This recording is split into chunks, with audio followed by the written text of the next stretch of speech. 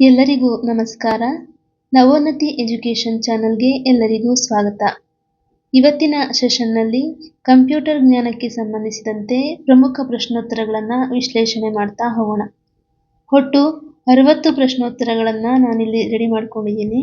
ಆದರೆ ಈ ಒಂದು ಸೆಷನ್ನಲ್ಲಿ ಕೇವಲ 15 ಪ್ರಶ್ನೋತ್ತರಗಳನ್ನು ಮಾತ್ರ ಚರ್ಚೆ ಮಾಡ್ತಾ ಇದ್ದೀನಿ. ಯಾಕೆ ಅಂತ ಹೇಳಿದ್ರೆ 60 ಪ್ರಶ್ನೋತ್ತರಗಳನ್ನು ಒಂದೇ ಸೆಷನ್ನಲ್ಲಿ ಮಾಡೋದ್ರಿಂದ ನಮ್ಮ ವಿಡಿಯೋ ತುಂಬ ಲೆಂದಿ ಆಗುತ್ತೆ ಅಂತ ಹೇಳಿ ಇಲ್ಲಿ ನಾನು ಮೊದಲಿಗೆ 15 ಪ್ರಶ್ನೋತ್ತರಗಳನ್ನು ಮಾತ್ರ ವಿಶ್ಲೇಷಣೆ ಮಾಡ್ತಾ ಇದ್ದೀನಿ. ಮತ್ತು ನನ್ನ ಚಾನಲ್ನಲ್ಲಿ ಈಗಾಗಲೇ ಕಂಪ್ಯೂಟರ್ ಜ್ಞಾನಕ್ಕೆ ಸಂಬಂಧಪಟ್ಟಂತೆ ಹಲವಾರು ವಿಡಿಯೋಗಳನ್ನು ಮಾಡಿದ್ದೀನಿ. ನೀವು ನನ್ನ ಚಾನಲ್ನಲ್ಲಿ ಆ ವಿಡಿಯೋಗಳನ್ನ ನೋಡೋದ್ರಿಂದ ನಿಮಗೆ ಸಂಪೂರ್ಣ ವಿವರಣೆ ಆ ಒಂದು ವಿಡಿಯೋಗಳಲ್ಲಿ ಸಿಗ್ತಾ ಹೋಗುತ್ತೆ. ಹಾಗಾದರೆ ಬನ್ನಿ, ಇವತ್ತಿನ ಈ ಸೆಷನ್ನಲ್ಲಿ ನಾವು ಮೊದಲನೇ ಒಂದು ಪ್ರಶ್ನೆಯನ್ನು ನೋಡ್ತಾ ಹೋಗೋಣ. ಮೊದಲನೇ ಪ್ರಶ್ನೆ, ಪ್ರಥಮ ತಲೆಮಾರಿನ ಕಂಪ್ಯೂಟರ್ಗಳಲ್ಲಿ ಸಾಫ್ಟ್ವೇರ್ ಪ್ರೋಗ್ರಾಂ ಬರೆಯಲು ಯಾವ ಭಾಷೆಯನ್ನು ಬಳಸಲಾಗುತ್ತಿತ್ತು? ಈ ಒಂದು ಪ್ರಶ್ನೆ KPSC ನಡೆಸುವಂತಹ FDA ನಲ್ಲಿ 2018ರಲ್ಲಿ ಕೇಳಿದಂತಹ ಪ್ರಶ್ನೆಯಾಗಿದೆ. ಈ ಪ್ರಶ್ನೆಯ ಆಯ್ಕೆಗಳು ಹೀಗಿವೆ: assembly language, machine language, high level language ಮತ್ತು ಬೇಸಿಕ್. ಈ ಒಂದು ಪ್ರಶ್ನೆಗೆ ಸರಿಯಾದಂತಹ ಉತ್ತರ ಅಂತ ಹೇಳಿದ್ರೆ ಆಪ್ಷನ್ ಬಿ, ಮೆಷಿನ್ ಲ್ಯಾಂಗ್ವೇಜ್. ಇಲ್ಲಿ ಮೂರು ರೀತಿಯಾದಂತಹ ಭಾಷೆಗಳನ್ನು ನೋಡಬಹುದಾಗಿದೆ. ಮೊದಲನೇದು ಮೆಷಿನ್ ಲೆವೆಲ್ ಲ್ಯಾಂಗ್ವೇಜು, ಎರಡನೇದು ಅಸೆಂಬ್ಲಿ ಲೆವೆಲ್ ಲ್ಯಾಂಗ್ವೇಜ್, ಮೂರನೇದು ಹೈ ಲೆವೆಲ್ ಲ್ಯಾಂಗ್ವೇಜ್ ಅಂತ ಹೇಳಿ. ಆದರೆ ಪ್ರಥಮ ತಲೆಮಾರಿನ ಅಂದರೆ ಫಸ್ಟ್ ಜನರೇಷನ್ ಕಂಪ್ಯೂಟರ್ನಲ್ಲಿ ಬಳಸಿದಂತಹ ಸಾಫ್ಟ್ವೇರ್ ಪ್ರೋಗ್ರಾಮ್ ಯಾವುದು ಅಂತ ಹೇಳೋದಾದರೆ ಅದು ಮೆಷಿನ್ ಲ್ಯಾಂಗ್ವೇಜ್ ಆಗಿರುತ್ತೆ. ಇನ್ನು ಪ್ರಥಮ ತಲೆಮಾರಿನ ಕಂಪ್ಯೂಟರ್ಗಳು ಕೇವಲ 0 ಮತ್ತು 1 ಒಳಗೊಂಡ ಮೆಷಿನ್ ಲೆವೆಲ್ ಲ್ಯಾಂಗ್ವೇಜನ್ನು ಮಾತ್ರ ಅರ್ಥೈಸಿಕೊಳ್ಳುತ್ತಿದ್ದವು. ಮೆಷಿನ್ ಲೆವೆಲ್ ಲ್ಯಾಂಗ್ವೇಜಲ್ಲಿ 0 ಮತ್ತು 1 ಅಷ್ಟೇ ಎರಡೇ ನಂಬರ್ಗಳನ್ನು ಬಳಸ್ತಾ ಇದ್ರು. ಈ 2 ನಂಬರ್ಗಳನ್ನು ಬಳಸಿಕೊಂಡು ಪ್ರೋಗ್ರಾಮನ್ನು ಬರೆಯಲಾಗ್ತಿತ್ತು. ಹಾಗಾಗಿ ಈ ಮೆಷಿನ್ ಲೆವೆಲ್ ಲ್ಯಾಂಗ್ವೇಜನ್ನು ಇಲ್ಲಿ ಮೊದಲ ಜನರೇಷನ್ ಕಂಪ್ಯೂಟರ್ನಲ್ಲಿ ಬಳಸಲಾಗಿತ್ತು. ಓಕೆನಾ? ಎರಡನೇ ಪ್ರಶ್ನೆಯನ್ನು ನೋಡೋಣ. ಎರಡನೇ ಪ್ರಶ್ನೆ, ಕಂಪ್ಯೂಟರ್ ಸಿಸ್ಟಮ್ನಲ್ಲಿ ಬೂಟಿಂಗ್ ಪ್ರಕ್ರಿಯೆಯು ಪ್ರಮುಖವಾಗಿ ಯಾವುದನ್ನು ಒಳಗೊಂಡಿರುತ್ತದೆ? ಈ ಒಂದು ಪ್ರಶ್ನೆ KPSC ಗ್ರೂಪ್ ಸಿ ನಲ್ಲಿ 2016ರಲ್ಲಿ ಕೇಳಿದಂತಹ ಪ್ರಶ್ನೆಯಾಗಿತ್ತು. ಇದಕ್ಕೆ ಆಯ್ಕೆಗಳು ಹೀಗಿವೆ: ರ್ಯಾಮ್ನಿಂದ ಹಾರ್ಡ್ ಡಿಸ್ಕ್ಗೆ OS ಲೋಡ್ ಮಾಡುವುದು. OS ಅಂತ ಹೇಳಿದ್ರೆ ಆಪರೇಟಿಂಗ್ ಸಿಸ್ಟಮ್ ಆಗುತ್ತೆ. ಹಾರ್ಡ್ ಡಿಸ್ಕ್ನಿಂದ ರ್ಯಾಮ್ಗೆ ಆಪರೇಟಿಂಗ್ ಸಿಸ್ಟಮನ್ನು ಲೋಡ್ ಮಾಡೋದು, ಪ್ರಿಂಟರನ್ನು ಚಾಲನೆ ಮಾಡೋದು, ಇಂಟರ್ನೆಟ್ ಸಂಪರ್ಕ ಕಲ್ಪಿಸುವುದು. ಈ ಒಂದು ಪ್ರಶ್ನೆಗೆ ಸರಿಯಾದಂತಹ ಉತ್ತರ ಅಂತ ಹೇಳಿದ್ರೆ ಆಯ್ಕೆ ಬಿ, ಹಾರ್ಡ್ ಡಿಸ್ಕ್ನಿಂದ ರ್ಯಾಮ್ಗೆ ಆಪರೇಟಿಂಗ್ ಸಿಸ್ಟಮನ್ನು ಲೋಡ್ ಮಾಡುವುದು. ಬೂಟಿಂಗ್ ಅಂತ ಹೇಳಿದ್ರೆ ಹಾರ್ಡ್ ಡಿಸ್ಕ್ನಲ್ಲಿರುವಂತಹ ಆಪರೇಟಿಂಗ್ ಸಿಸ್ಟಮ್ನ ರ್ಯಾಮ್ನಲ್ಲಿ ಲೋಡ್ ಮಾಡುವಂತಹ ಒಂದು ಪ್ರಕ್ರಿಯೆಯನ್ನು ನಾವು ಬೂಟಿಂಗ್ ಅಂತ ಹೇಳಿ ಕರಿತಾ ಹೋಗ್ತೀವಿ. ಇನ್ನು ವಿವರಣೆ ನೋಡೋದಾದರೆ, ಕಂಪ್ಯೂಟರ್ ಆನ್ ಮಾಡಿದಾಗ ಹಾರ್ಡ್ ಡಿಸ್ಕ್ನಲ್ಲಿರುವ ಆಪರೇಟಿಂಗ್ ಸಿಸ್ಟಮ್ ಫೈಲ್ಗಳು ಚಾಲನೆಗಾಗಿ ರ್ಯಾಮ್ಗೆ ಲೋಡ್ ಆಗುವಂತಹ ಪ್ರಕ್ರಿಯೆಯನ್ನು ಬೂಟಿಂಗ್ ಪ್ರಕ್ರಿಯೆ ಅಥವಾ ಬೂಟಿಂಗ್ ಎಂದು ಕರೆಯಲಾಗುತ್ತದೆ. ಈ ಒಂದು ಬೂಟಿಂಗ್ನಲ್ಲಿ ಮತ್ತೆ 2 ರೀತಿ ನೋಡ್ತೀವಿ ನಾವು. ಒಂದು ಕೋಲ್ಡ್ ಬೂಟಿಂಗ್ ಅಂತ ಹೇಳಿ, ಇನ್ನೊಂದು ವಾರ್ಮ್ ಬೂಟಿಂಗ್ ಅಂತ ಹೇಳಿ. ಅಂದರೆ ಆಫ್ ಆಗಿರುವಂತಹ ಕಂಪ್ಯೂಟರ್ನ ಆನ್ ಮಾಡೋ ಒಂದು ಪ್ರಕ್ರಿಯೆಗೆ ಕೋಲ್ಡ್ ಬೂಟಿಂಗ್ ಅಂತ ಹೇಳಿ, ಮತ್ತು ಆನ್ನಲ್ಲಿರುವಂತಹ ಕಂಪ್ಯೂಟರು ಹ್ಯಾಂಗ್ ಆಗುವಂಥದ್ದು, ಅಂದರೆ ಏನೋ ಒಂದು ವರ್ಕ್ ಜಾಸ್ತಿ ಮಾಡಿರ್ತೀವಿ ಅಥವಾ ಲೋಡಿಂಗ್ ಜಾಸ್ತಿ ಆಗಿರುತ್ತೆ, ಹಾಗಾಗಿ ಅದು ಏನಾಗುತ್ತೆ, ಹ್ಯಾಂಗ್ ಆಗ್ತಾ ಇರುತ್ತೆ.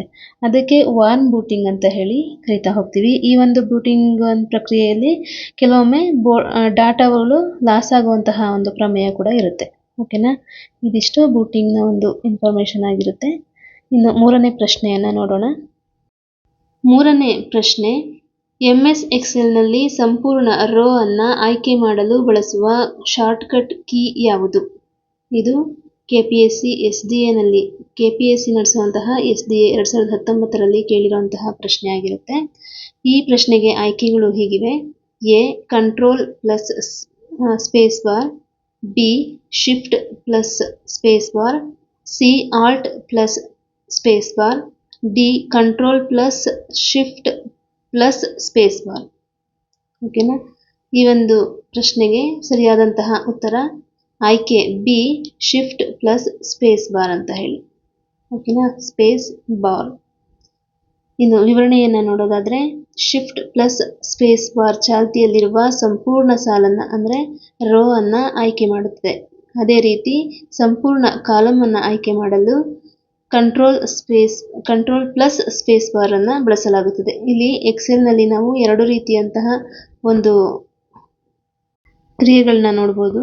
ಅಂತ ಹೇಳಿದ್ರೆ ಅಡ್ಡ ಸಾಲುಗಳು ಮತ್ತು ಕಂಬ ಸಾಲುಗಳು ಅಂತ ಹೇಳ್ತೀವಲ್ವಾ, ಅದಕ್ಕೆ ಇಲ್ಲಿ ರೋಸ್ ಮತ್ತು ಕಾಲಮ್ಸ್ ಅಂತ ಹೇಳಿ ಕರಿತೀವಿ. ರೋಸ್ ಮತ್ತು ಕಾಲಮ್ಸ್ಗಳನ್ನು ಇಲ್ಲಿ ನೋಡಿ, ಈ ಚಿತ್ರದಲ್ಲಿ ಕಾಣ್ತಾ ಇದೆ. ಇಲ್ಲಿ ರೋಸ್ಗಳಿಗೆ ನಾವು ABCD ಅಂತ ಹೇಳಿ ಕೊಟ್ಕೊಂಡು ಹೋಗ್ತೀವಿ ನೇಮ್ಗಳನ್ನ. ಇನ್ನು ಕಾಲಮ್ಗಳಿಗೆ 1 2 3 ಅನ್ನು ಕೊಟ್ಕೊಂಡು ಹೋಗ್ತೀವಿ. ಓಕೆನಾ. ಇನ್ನು ಎಕ್ಸೆಲ್ ಒಂದು ಶೀಟ್ನಲ್ಲಿ ಎಷ್ಟು ಕಾಲಮ್ಗಳಿರುತ್ತೆ ಅಂತ ಕೇಳೋದಾದರೆ, ಒಟ್ಟು 16,384 ಕಾಲಮ್ಗಳನ್ನ ನೋಡ್ತೀವಿ. ಇನ್ನು ರೋಸ್ಗಳು ಎಷ್ಟಿರುತ್ತೆ ಅಂತ ಹೇಳಿದ್ರೆ, ಅದು 10,48,574 ರೋಗಳು ಇರುತ್ತೆ ಒಂದು ಸ್ಪ್ರೆಡ್ಶೀಟ್ನಲ್ಲಿ. ಓಕೆನಾ. ಇದಿಷ್ಟು ಈ ಒಂದು ಪ್ರಶ್ನೆಯ ಮಾಹಿತಿಯಾಗಿತ್ತು. ಮುಂದಿನ ಪ್ರಶ್ನೆಗೆ ಹೋಗೋಣ. 4ನೇ ಪ್ರಶ್ನೆ, MS ಪವರ್ಪಾಯಿಂಟ್ನಲ್ಲಿ ಹೊಸ ಸ್ಲೈಡ್ ಅನ್ನು ಸೇರಿಸಲು ಬಳಸುವ ಶಾರ್ಟ್ಕಟ್ ಕೀ ಯಾವುದು? ಈ ಒಂದು ಪ್ರಶ್ನೆ ಸುಲಭವಾದಂತಹ ಪ್ರಶ್ನೆ ಆಗಿರುತ್ತೆ. ಇದಕ್ಕೆ ಸರಿಯ ಆಯ್ಕೆಗಳು ಹೀಗಿವೆ: Ctrl+N, Ctrl+M, Ctrl+S ಮತ್ತು Ctrl+K. ಈ ಒಂದು ಪ್ರಶ್ನೆಗೆ ಸರಿಯಾದಂತಹ ಉತ್ತರ ಅಂತ ಹೇಳಿದ್ರೆ ಆಯ್ಕೆ ಬಿ Ctrl+M. ಇನ್ನು ವಿವರಣೆಯನ್ನು ನೋಡೋದಾದರೆ, Ctrl+M ಹಾಲಿ ಪ್ರಸ್ತುತಪಡಿಸುತ್ತಿರುವಂತಹ ಪ್ರೆಸೆಂಟೇಷನ್ನಲ್ಲಿ ಹೊಸ ಸ್ಲೈಡ್ ಅನ್ನು ಸೇರಿಸುತ್ತದೆ. ಇನ್ನು Ctrl+N ಅನ್ನು ಕೊಟ್ಟರೆ ಏನಾಗುತ್ತೆ ಅಂತ ಹೇಳಿದ್ರೆ ಹೊಸ ಪ್ರೆಸೆಂಟೇಷನ್ ಫೈಲ್ ಅನ್ನು ತೆರೆಯುತ್ತದೆ. ಇಲ್ಲಿ ಆಲ್ರೆಡಿ ಓಪನ್ ಆಗಿರುವಂತಹ ಒಂದು ಫೈಲ್ನಲ್ಲಿ ಹೊಸ ಸ್ಲೈಡ್ ಅನ್ನು ತೆಗಿಬೇಕು ಅಂತ ಹೇಳಿದ್ರೆ Ctrl+M ಅನ್ನು ಪ್ರೆಸ್ ಮಾಡಬೇಕಾಗುತ್ತೆ. ಆದರೆ ಪ್ರೆಸೆಂಟೇಷನ್ ಫೈಲ್ನೇ ಹೊಸದಾಗಿ ತಗೋಬೇಕು ಅಂತ ಹೇಳಿದ್ರೆ ಅಲ್ಲಿ Ctrl+N ಅನ್ನು ಏನು ಮಾಡಬೇಕಾಗಿರುತ್ತೆ, ಬಳಸಬೇಕಾಗಿರುತ್ತೆ. ಓಕೆನಾ. ಇದಿಷ್ಟು 4ನೇ ಪ್ರಶ್ನೆ ವಿವರಣೆಯಾಗಿತ್ತು. ಮುಂದಿನ ಪ್ರಶ್ನೆಗೆ ಹೋಗೋಣ. ಮುಂದಿನ ಪ್ರಶ್ನೆ 5ನೇ ಪ್ರಶ್ನೆ, MS ಎಕ್ಸೆಲ್ನಲ್ಲಿ ಪ್ರಸ್ತುತ ಸಕ್ರಿಯವಾಗಿರುವ ಸೆಲ್ನ ಆಕ್ಟಿವ್ ಸೆಲ್ ವಿಳಾಸವನ್ನು ಪ್ರದರ್ಶಿಸುವ ಭಾಗ ಯಾವುದು? ಇದು ಗ್ರೂಪ್ ಸಿ ಯಲ್ಲಿ ಕೇಳಿರುವಂತಹ ಒಂದು ಪ್ರಶ್ನೆಯಾಗಿರುತ್ತೆ. ಇದಕ್ಕೆ ಆಯ್ಕೆಗಳು ಹೀಗಿವೆ: formula bar, title bar, name box ಮತ್ತು ಸ್ಟೇಟಸ್ ಬಾರ್. ಈ ಒಂದು ಪ್ರಶ್ನೆಗೆ ಸರಿಯಾದಂತಹ ಉತ್ತರ ಆಯ್ಕೆ ಸಿ ನೇಮ್ ಬಾಕ್ಸ್ ಆಗಿರುತ್ತೆ.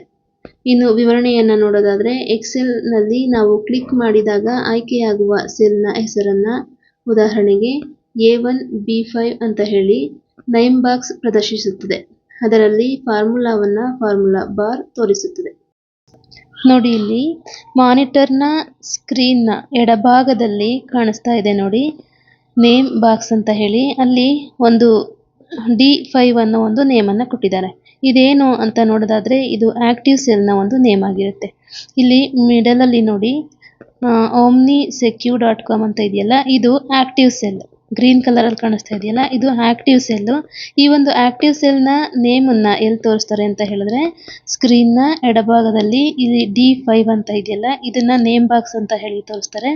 ಈ ಆಕ್ಟಿವ್ ಸೆಲ್ನ ನೇಮನ್ನು ಎಲ್ಲಿ ತೋರಿಸ್ತಾರೆ ಅಂದರೆ ನೇಮ್ ಬಾಕ್ಸ್ನಲ್ಲಿ ತೋರಿಸ್ತಾರೆ. ಓಕೆನಾ.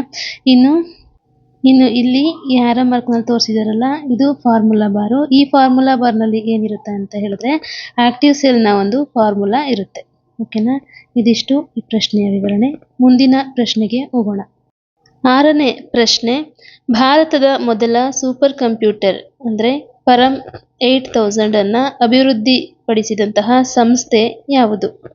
ಈ ಒಂದು ಪ್ರಶ್ನೆ KS ಪ್ರಿಲಿಮ್ಸ್ನಲ್ಲಿ 2017ರಲ್ಲಿ ಕೇಳಿದಂತಹ ಪ್ರಶ್ನೆಯಾಗಿದೆ. ಇದಕ್ಕೆ ಆಯ್ಕೆಗಳು ಹೀಗಿವೆ: ಇಸ್ರೋ, BARC, CDAC ಮತ್ತು IIT ಖರಗ್ಪುರ್. ಈ 4 ಆಯ್ಕೆಗಳಲ್ಲಿ ಮೊದಲ ಭಾರತದ ಸೂಪರ್ ಕಂಪ್ಯೂಟರ್ ಅನ್ನು ಅಂದರೆ ಪರಂ 8000 ಅನ್ನು ಕಂಡುಹಿಡಿದಂತಹ ಸಂಸ್ಥೆ ಯಾವುದು ಅಥವಾ ಅಭಿವೃದ್ಧಿಪಡಿಸಿದಂತಹ ಸಂಸ್ಥೆ ಯಾವುದು ಅಂತ ಕೇಳಿದರೆ ಈ ಒಂದು ಪ್ರಶ್ನೆಗೆ ಸರಿಯಾದಂತಹ ಉತ್ತರ ಆಪ್ಷನ್ಸ್ CDAC ಅಂತ ಹೇಳಿ. ಓಕೆನಾ. ವಿವರಣೆಯನ್ನು ನೋಡೋಣ. CDAC ಅಂದರೆ centre for development of advanced computing ಅಂತ ಹೇಳಿ. ಇದು ಒಂದು ಸಂಸ್ಥೆಯ ಹೆಸರಾಗಿದೆ. ಈ ಸಂಸ್ಥೆ 1991ರಲ್ಲಿ ವಿಜಯ್ ಭಟ್ಕರ್ ಅವರ ನೇತೃತ್ವದಲ್ಲಿ ಪರಂ 8000 ಸೂಪರ್ ಕಂಪ್ಯೂಟರ್ ಅನ್ನ ಪುಣೆಯಲ್ಲಿ ಏನ್ ಮಾಡುತ್ತೆ, ಅಭಿವೃದ್ಧಿ ಪಡಿಸುತ್ತೆ. ಓಕೆನಾ. ಇಲ್ಲಿ ಮತ್ತೊಂದು ಪ್ರಶ್ನೆ ಆಗಬಹುದು, ಭಾರತದ ಮೊದಲ ಸೂಪರ್ ಕಂಪ್ಯೂಟರ್ ಅನ್ನ ಅಭಿವೃದ್ಧಿಪಡಿಸಿದಂತಹ ವಿಜ್ಞಾನಿ ಯಾರು ಅಂತ ಕೇಳ್ಬೋದು. ಓಕೆನಾ. ಯಾರು? ವಿಜಯ್ ಭಟ್ಕರ್ ಅವರು. ವಿಜಯ್ ಭಟ್ಕರ್ ಅವರು ಈ ಒಂದು ಸೂಪರ್ ಕಂಪ್ಯೂಟರ್ ಅನ್ನ ಅಭಿವೃದ್ಧಿಪಡಿಸಿರ್ತಾರೆ. ಯಾವ ವರ್ಷದಲ್ಲಿ ಅಂತ ಕೇಳಿದ್ರೆ 1991ರಲ್ಲಿ. ಓಕೆನಾ. ಇನ್ನು ಮುಂದಿನ ಪ್ರಶ್ನೆಯನ್ನ ನೋಡೋಣ. 7ನೇ ಪ್ರಶ್ನೆ, ಇಮೇಲ್ನಲ್ಲಿ ಸ್ವೀಕರಿಸಿದ ಹಾನಿಕಾರಕ ಲಿಂಕ್ಗಳನ್ನು ಕ್ಲಿಕ್ ಮಾಡಿಸಿ ಬಳಕೆದಾರರ ಪಾಸ್ವರ್ಡ್ ಅಥವಾ ಬ್ಯಾಂಕಿಂಗ್ ವಿವರ ಕದಿಯುವ ತಂತ್ರಕ್ಕೆ ಏನೆನ್ನುವರು? ಈ ಒಂದು ಪ್ರಶ್ನೆ ಕರ್ನಾಟಕ PSI ಅಂದರೆ ಪೊಲೀಸ್ ಸಬ್ ಇನ್ಸ್ಪೆಕ್ಟರ್ ಪರೀಕ್ಷೆಯಲ್ಲಿ ಕೇಳಿರುವಂತಹ ಒಂದು ಪ್ರಶ್ನೆ ಆಗಿರುತ್ತೆ. ಈ ಪ್ರಶ್ನೆಗೆ ಆಯ್ಕೆಗಳು ಹೀಗಿವೆ: ಹ್ಯಾಕಿಂಗ್, ಫಿಶಿಂಗ್, ಬಗ್ಗಿಂಗ್ ಮತ್ತು ಸ್ಪ್ಯಾಮಿಂಗ್. ಈ ಒಂದು ಪ್ರಶ್ನೆಗೆ ಸರಿಯಾದಂತಹ ಉತ್ತರ ಅಂತ ಹೇಳಿದ್ರೆ ಫಿಶಿಂಗ್. ವಿವರಣೆ ನೋಡೋಣ. ಫಿಶಿಂಗ್ ಎನ್ನುವುದು ಸೈಬರ್ ವಂಚನೆಯಾಗಿದ್ದು, ಹ್ಯಾಕರ್ಗಳು ಬ್ಯಾಂಕ್ ಅಥವಾ ಜನಪ್ರಿಯ ಕಂಪನಿಗಳ ಹೆಸರಿನಲ್ಲಿ ನಕಲಿ ಇಮೇಲ್, SMS ಅಥವಾ ಸಂದೇಶಗಳನ್ನು ಕಳುಹಿಸಿ ನಿಮ್ಮ ಪಾಸ್ವರ್ಡ್, ಕ್ರೆಡಿಟ್ ಕಾರ್ಡ್ ವಿವರಗಳಂತಹ ಸೂಕ್ಷ್ಮ ಮಾಹಿತಿಯನ್ನು ಕದಿಯಲು ಪ್ರಯತ್ನಿಸುತ್ತಾರೆ. ಓಕೆನಾ. ಇನ್ನು 8ನೇ ಪ್ರಶ್ನೆಯನ್ನ ನೋಡೋಣ. ಇವುಗಳಲ್ಲಿ ಯಾವುದು ಇಂಪ್ರೆಷನ್ ಪ್ರಿಂಟರ್ಗೆ ಉದಾಹರಣೆಯಾಗಿದೆ? ಈ ಒಂದು ಪ್ರಶ್ನೆ KPSC ಗ್ರೂಪ್ C ನಲ್ಲಿ ಕೇಳಿದಂತಹ 2018ರಲ್ಲಿ ಕೇಳಿದಂತಹ ಪ್ರಶ್ನೆ ಆಗಿದೆ. ಈ ಒಂದು ಪ್ರಶ್ನೆಗೆ ಆಯ್ಕೆಗಳು ಹೀಗಿವೆ: A inkjet printer, B laser printer, C dot matrix printer, D thermal printer. ಈ ಒಂದು ಪ್ರಶ್ನೆಗೆ ಸರಿಯಾದಂತಹ ಉತ್ತರ ಅಂತ ಹೇಳಿದ್ರೆ option C dot matrix printer ಆಗಿರುತ್ತೆ. ಇಲ್ಲಿ ಇಂಪ್ರೆಷನ್ ಪ್ರಿಂಟರ್ ಅಂತ ಕೇಳಿದರೆ, ಈ ಒಂದು ಇಂಪ್ರೆಷನ್ ಪ್ರಿಂಟರ್ಗೆ ಇನ್ನೊಂದು ಹೆಸರು ಅಂತ ಹೇಳಿದ್ರೆ ಇಂಪ್ಯಾಕ್ಟ್ ಪ್ರಿಂಟರ್. ಇಂಪ್ಯಾಕ್ಟ್ ಪ್ರಿಂಟರ್ ಅನ್ನ ಇಲ್ಲಿ ಇಂಪ್ರೆಷನ್ ಪ್ರಿಂಟರ್ ಅಂತ ಕನ್ಫ್ಯೂಸ್ ಮಾಡಿದ್ದಾರೆ. ಆದರೆ ಇಂಪ್ಯಾಕ್ಟ್ ಪ್ರಿಂಟರ್ ಅಂತ ಹೇಳಿದ್ರೆ ಇದು ಒಂದು ಕಾಗದದ ಮೇಲೆ ನೇರವಾಗಿ ಬರೆಯುವ ಮೂಲಕ ಅಕ್ಷರವನ್ನ ಮುದ್ರಿಸುತ್ತೆ. ಈ ಒಂದು ಡಾಟ್ ಮ್ಯಾಟ್ರಿಕ್ಸ್ ಪ್ರಿಂಟರ್ ಇದೆಯಲ್ಲ, ಇದು ಸಣ್ಣ ಸೂಜಿಗಳ ಸಹಾಯದಿಂದ ಅಂತ ಹೇಳಿದ್ರೆ ಚುಕ್ಕೆಗಳನ್ನ ಇಡೋದ್ರ ಮೂಲಕ ಏನ್ ಮಾಡುತ್ತೆ, ಅಕ್ಷರಗಳನ್ನ ಮುದ್ರಿಸುತ್ತೆ. ಹಾಗಾಗಿ ಇದನ್ನ ಕ್ಯಾರೆಕ್ಟರ್ ಪ್ರಿಂಟರ್ ಅಂತ ಕೂಡ ಕರೀತಾರೆ. ಓಕೆನಾ. ಇಲ್ಲಿ ಇಂಪ್ರೆಷನ್ ಪ್ರಿಂಟರ್ಗೆ ಉದಾಹರಣೆ ಅಂತ ಹೇಳಿದ್ರೆ ಡಾಟ್ ಮ್ಯಾಟ್ರಿಕ್ಸ್ ಪ್ರಿಂಟರ್, ಇದನ್ನ ಕ್ಯಾರೆಕ್ಟರ್ ಪ್ರಿಂಟರ್ ಅಂತ ಕೂಡ ಕರೀತಾರೆ. ಮುಂದಿನ ಒಂದು ಪರೀಕ್ಷೆನಲ್ಲಿ ಕ್ಯಾರೆಕ್ಟರ್ ಪ್ರಿಂಟರ್ ಅಂದ್ರೆ ಯಾವುದು ಅಂತ ಕೂಡ ಕೇಳಬಹುದಾಗಿದೆ. ಇನ್ನು ನಾನ್ ಇಂಪ್ಯಾಕ್ಟ್ ಪ್ರಿಂಟರ್ ಎಂದರೆ ಕಾಗದದ ಮೇಲೆ ಇಂಕ್ ರಿಬ್ಬನ್ ಅನ್ನ ಬಡಿಯದೆ ನೇರ ಭೌತಿಕ ಸಂಪರ್ಕ ಇಲ್ಲದೆ ಪಠ್ಯ ಅಥವಾ ಚಿತ್ರಗಳನ್ನ ಮುದ್ರಿಸುವ ಪ್ರಿಂಟರ್ ಆಗಿದೆ. ಇವುಗಳು ಕಾಗದದ ಮೇಲೆ ಇಂಕ್ ಅನ್ನ ಸಿಂಪಡಿಸುವುದರ ಮೂಲಕ, ಕಾಗದದ ಮೂಲಕ ಅಥವಾ ಲೇಸರ್ ತಂತ್ರಜ್ಞಾನದ ಮೂಲಕ ಮುದ್ರಣವನ್ನ ಮಾಡುತ್ತವೆ. ಅಂದ್ರೆ ಇತ್ತೀಚೆಗೆ ನೀವೆಲ್ಲ ಪಡ್ಕೊಳ್ಳುವಂತಹ ಜೆರಾಕ್ಸ್ ಮತ್ತೆ ನೇರವಾಗಿ ಪಡೆಯುವಂತಹ ಪ್ರಿಂಟರ್ಗಳೆಲ್ಲವೂ ಈ ಒಂದು ನಾನ್ ಇಂಪ್ಯಾಕ್ಟ್ ಪ್ರಿಂಟರ್ಗೆ ಎಕ್ಸಾಂಪಲ್ ಆಗಿರುತ್ತೆ. ಇದಿಷ್ಟು 8ನೇ ಪ್ರಶ್ನೆಯ ವಿವರಣೆಯಾಗಿತ್ತು. ಮುಂದಿನ ಪ್ರಶ್ನೆಯನ್ನ ನೋಡೋಣ. 9ನೇ ಪ್ರಶ್ನೆ, MS ವರ್ಡ್ನಲ್ಲಿ ಅತ್ಯಂತ ಕನಿಷ್ಠ ಮತ್ತು ಗರಿಷ್ಠ ಝೂಮ್ ಶೇಕಡಾವಾರು ಎಷ್ಟು? ಇದು KEA ಜೂನಿಯರ್ ಅಸಿಸ್ಟೆಂಟ್ ಎಕ್ಸಾಮ್ನಲ್ಲಿ ಕೇಳಿರುವಂತಹ ಒಂದು ಪ್ರಶ್ನೆ ಆಗಿರುತ್ತೆ 2023ರಲ್ಲಿ. ಇನ್ನು ಈ ಪ್ರಶ್ನೆಗೆ ಆಯ್ಕೆಗಳು ಹೀಗಿವೆ: 10%ನಿಂದ 100%, 10%ನಿಂದ 50%, 10%ನಿಂದ 500%, 20%ನಿಂದ 400%. ಈ ಒಂದು ಪ್ರಶ್ನೆ MS ವರ್ಡ್ನಲ್ಲಿ ಅತ್ಯಂತ ಕನಿಷ್ಠ ಮತ್ತೆ ಗರಿಷ್ಠ ಝೂಮ್ ಎಷ್ಟು ಅಂತ ಕೇಳಿದ್ದಾರೆ, ಝೂಮಿಂಗ್ ಎಷ್ಟು ಅಂತ ಕೇಳಿದ್ದಾರೆ. ಈ ಒಂದು ಪ್ರಶ್ನೆಗೆ ಉತ್ತರ ನೋಡೋದಾದ್ರೆ ಆಯ್ಕೆ C 10%ನಿಂದ 500%, ಅಂದ್ರೆ 10%ರಿಂದ 500% ಝೂಮ್ ಮಾಡಬಹುದು ಒಂದು ವರ್ಡ್ ಅನ್ನ ಅಂತ ಹೇಳಿ ಈ ಪ್ರಶ್ನೆ ಅರ್ಥ ಆಗುತ್ತೆ. ವಿವರಣೆಯನ್ನ ನೋಡೋಣ. MS ವರ್ಡ್ನಲ್ಲಿ ದಾಖಲೆಯನ್ನ ಕನಿಷ್ಠ 10% ಹಾಗೂ ಗರಿಷ್ಠ 500% ವರೆಗೆ ಝೂಮ್ ಮಾಡಬಹುದು. ಇನ್ನು MS ಎಕ್ಸೆಲ್ನಲ್ಲಿ ಮತ್ತೆ MS ಪವರ್ ಪಾಯಿಂಟ್ನಲ್ಲಿ ನೋಡೋದಾದ್ರೆ ಗರಿಷ್ಠ ಝೂಮ್ ಎಷ್ಟಿರುತ್ತೆ, 400% ಮಾತ್ರ ಇರುತ್ತೆ. ಆದರೆ MS ವರ್ಡ್ನಲ್ಲಿ ಮಾತ್ರ ಝೂಮ್ನ ಪರ್ಸೆಂಟೇಜ್ ಎಷ್ಟಿರುತ್ತೆ, 500% ಇರುತ್ತೆ. ಇದು ವರ್ಡನ್ನ ಅಷ್ಟು ದೊಡ್ಡದಾಗಿ ನಾವು ಎನ್ಲಾರ್ಜ್ ಮಾಡ್ಬೋದು ಅಂತ ಅರ್ಥ. 10ನೇ ಪ್ರಶ್ನೆ, ವೆಬ್ ಬ್ರೌಸರ್ನಲ್ಲಿ ಪ್ರಸ್ತುತ ತೆರೆದಿರುವ ಪುಟವನ್ನು ರಿಫ್ರೆಶ್ ಅಥವಾ ರೀಲೋಡ್ ಮಾಡಲು ಬಳಸುವ ಫಂಕ್ಷನ್ ಕೀ ಯಾವುದು? ಇನ್ನು ಇದು KPSC ನಡೆಸುವಂತಹ FDA ಎಕ್ಸಾಮ್ನ 2021ರಲ್ಲಿ ಕೇಳಿರುವಂತಹ ಪ್ರಶ್ನೆಯಾಗಿದೆ. ಆಯ್ಕೆಗಳು ಹೀಗಿವೆ: F2, F5, F7, F11. ಅಂದರೆ ಇಲ್ಲಿ ವೆಬ್ ಬ್ರೌಸರ್ನಲ್ಲಿ ನಾವು ವರ್ಕ್ ಮಾಡುವಾಗ ಅಟ್ ಪ್ರೆಸೆಂಟ್ ಓಪನ್ ಮಾಡ್ಕೊಂಡಿರುವಂತಹ ಪೇಜನ್ನು ರಿಫ್ರೆಶ್ ಮಾಡೋದಕ್ಕೆ ನಾವು ಯಾವ ಒಂದು ಶಾರ್ಟ್ಕಟ್ ಕೀನ ಯೂಸ್ ಮಾಡ್ತೀವಿ ಅಂತ ಕ್ವಶನ್ ಕೇಳಿದ್ದಾರೆ. ಈ ಒಂದು ಪ್ರಶ್ನೆಗೆ ಸರಿಯಾದಂತಹ ಉತ್ತರ ಅಂತ ಹೇಳಿದ್ರೆ ಆಯ್ಕೆ ಬಿ, F5. F5 ಕೀಯನ್ನು ನಾವು ಪ್ರೆಸ್ ಮಾಡೋದ್ರ ಮೂಲಕ ನಾವೀಗ ಆಲ್ರೆಡಿ ಓಪನ್ ಮಾಡ್ಕೊಂಡಿರುವಂತಹ ವೆಬ್ ಬ್ರೌಸರ್ನ ಒಂದು ಪೇಜನ್ನು ರಿಫ್ರೆಶ್ ಮಾಡಬಹುದು. ಇನ್ನು F2 ಅನ್ನು ಪ್ರೆಸ್ ಮಾಡೋದ್ರ ಮೂಲಕ ನಾವು ಈಗಾಗಲೇ ಸೇವ್ ಮಾಡಿರುವಂತಹ ಒಂದು ಡಾಕ್ಯುಮೆಂಟ್ಗೆ ರೀನೇಮನ್ನು ಕೊಡ್ಬೋದು. ಓಕೆನಾ? ಇನ್ನು F7 ಅಂತ ಹೇಳಿದ್ರೆ ನಾವು ಕ್ರಿಯೇಟ್ ಮಾಡಿರುವಂತಹ ಒಂದು ಡಾಕ್ಯುಮೆಂಟ್ನಲ್ಲಿ ಆಗಿರುವಂತಹ ಸ್ಪೆಲ್ಲಿಂಗ್ ಮಿಸ್ಟೇಕನ್ನು ತೋರಿಸುತ್ತೆ. ಈಗ ಎಕ್ಸಾಂಪಲ್ಗೆ ನಾವು ಏನಾದರೂ ಒಂದು ಸೆಂಟೆನ್ಸ್ ಅಥವಾ ಒಂದು ಪ್ಯಾರಾಗ್ರಾಫ್ ಬರೆದಿದ್ರೆ ನಾವು F7 ಅನ್ನು ಪ್ರೆಸ್ ಮಾಡಿದಾಗ ಅಲ್ಲಿ ಏನಾಗುತ್ತೆ, ಅಂಡರ್ಲೈನ್ ಮೂಲಕ ಕೆಂಪು ಗೆರೆಗಳನ್ನು ಕಾಣಬಹುದಾಗಿದೆ. ಆ ಕೆಂಪು ಗೆರೆಗಳು ಏನನ್ನ ಸೂಚಿಸುತ್ತೆ ಅಂತ ಹೇಳಿದ್ರೆ ಮಿಸ್ಟೇಕ್ ಆಗಿದೆ ಅನ್ನೋದನ್ನ ಅಲ್ಲಿ ಸೂಚಿಸುತ್ತೆ. ಈ ಒಂದು ಮಿಸ್ಟೇಕ್ನ ಕಂಡುಹಿಡ್ಕೊಳ್ಳೋದಕ್ಕೆ F7 ಅನ್ನೋ ಕೀಯನ್ನು ನಾವು ಒತ್ತಬಹುದಾಗಿದೆ. ಓಕೆನಾ? ಇದಿಷ್ಟು 10ನೇ ಪ್ರಶ್ನೆಯ ವಿವರಣೆಯಾಗಿತ್ತು. ಮುಂದಿನ ಪ್ರಶ್ನೆಯನ್ನು ನೋಡೋಣ. 11ನೇ ಪ್ರಶ್ನೆ, GUI ಆಧಾರಿತ ಮೊದಲ ಸಾರ್ವಜನಿಕ ಆಪರೇಟಿಂಗ್ ಸಿಸ್ಟಮ್ ತಂದ ಕೀರ್ತಿ ಯಾವ ಸಂಸ್ಥೆಗೆ ಸಲ್ಲುತ್ತದೆ?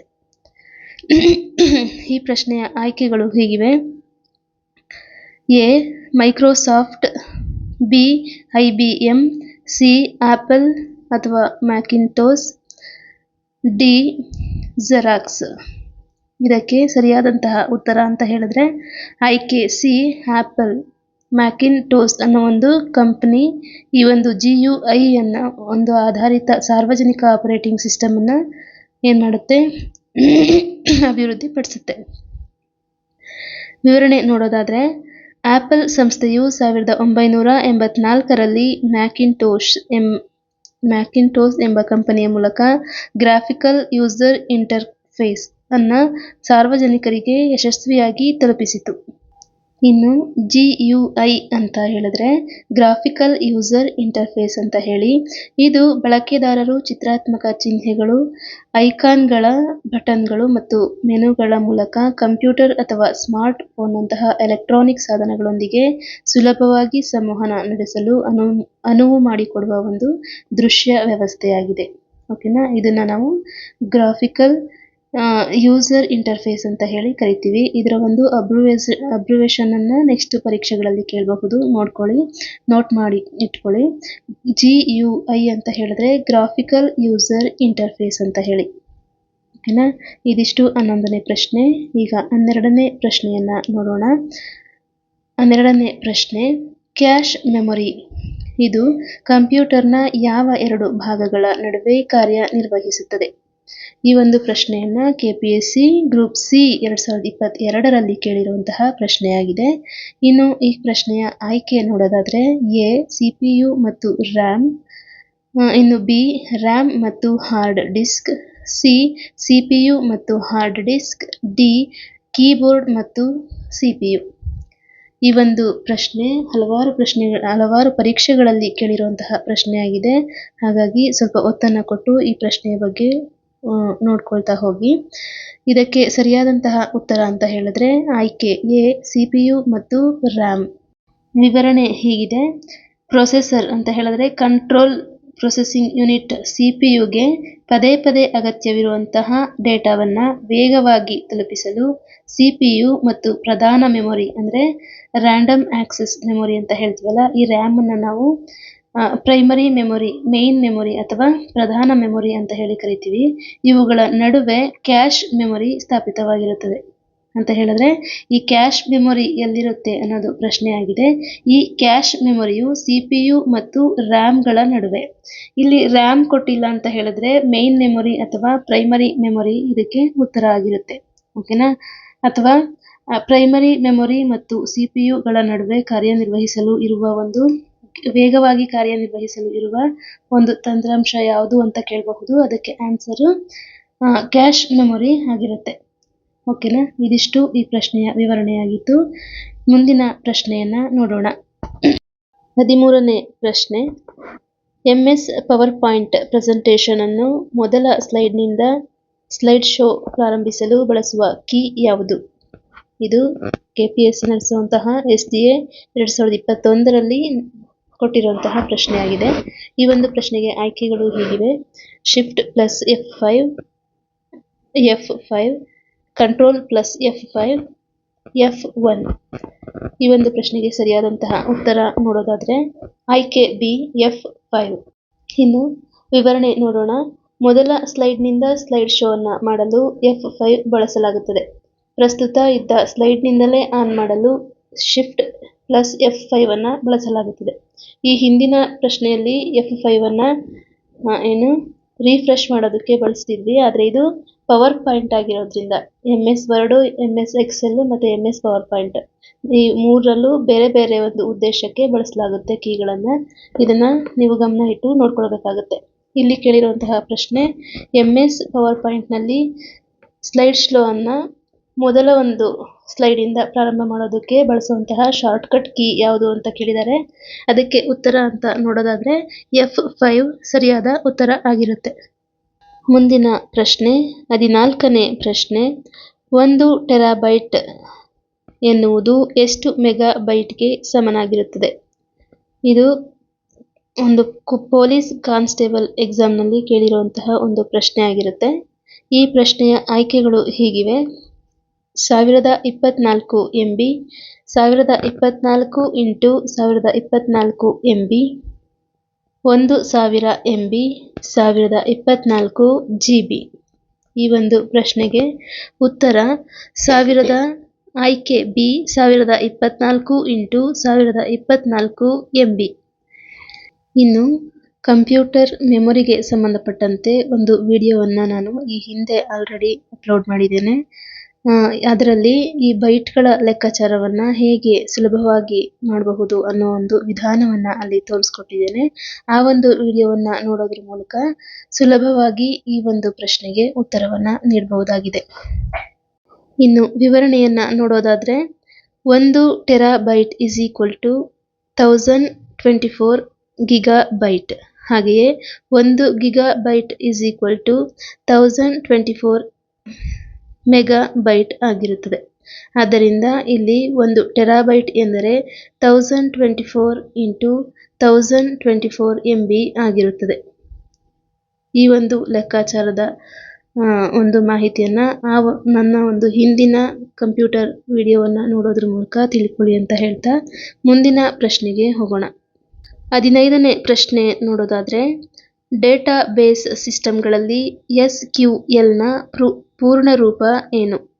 ಆಯ್ಕೆಗಳು ಹೀಗಿವೆ: structured query language, simple query language, system query language ಮತ್ತೆ ಸೀಕ್ವೆನ್ಷಿಯಲ್ ಕ್ವೆರಿ ಲ್ಯಾಂಗ್ವೇಜ್. ಈ ಒಂದು ಪ್ರಶ್ನೆಗೆ ಸರಿಯಾದಂತಹ ಉತ್ತರ ಅಂತ ನೋಡೋದಾದ್ರೆ ಆಯ್ಕೆ ಎ ಸ್ಟ್ರಕ್ಚರ್ಡ್ ಕ್ವೆರಿ ಲ್ಯಾಂಗ್ವೇಜ್. ವಿವರಣೆಯನ್ನ ನೋಡೋಣ. SQL ಎನ್ನುವುದು ಡೇಟಾಬೇಸ್ಗಳಲ್ಲಿ ಸಂಗ್ರಹವಾಗಿರುವ ಮಾಹಿತಿಯನ್ನ ಹುಡುಕಲು, ನಿರ್ವಹಿಸಲು ಮತ್ತು ತಿದ್ದುಪಡಿ ಮಾಡಲು ಬಳಸಲಾಗುವ ಪ್ರಮಾಣಿತ ಡೇಟಾಬೇಸ್ ಭಾಷೆಯಾಗಿದೆ. ಇದು ಈ ಒಂದು ಪ್ರಶ್ನೆಯ ಉತ್ತರ ಆಗಿತ್ತು. SQL ಎಂದರೆ ಸ್ಟ್ರಕ್ಚರ್ಡ್ ಕ್ವೆರಿ ಲ್ಯಾಂಗ್ವೇಜ್. ಇದಿಷ್ಟು 15 ಪ್ರಶ್ನೋತ್ತರಗಳನ್ನು ಒಳಗೊಂಡಂತಹ ಒಂದು ಸೆಷನ್ ಆಗಿತ್ತು. ಇನ್ನು ಹೆಚ್ಚಿನ ಮಾಹಿತಿಗಾಗಿ ನನ್ನ ಚಾನಲನ್ನು ಹೀಗೆ ಸಪೋರ್ಟ್ ಮಾಡ್ತಾ ಇರಿ.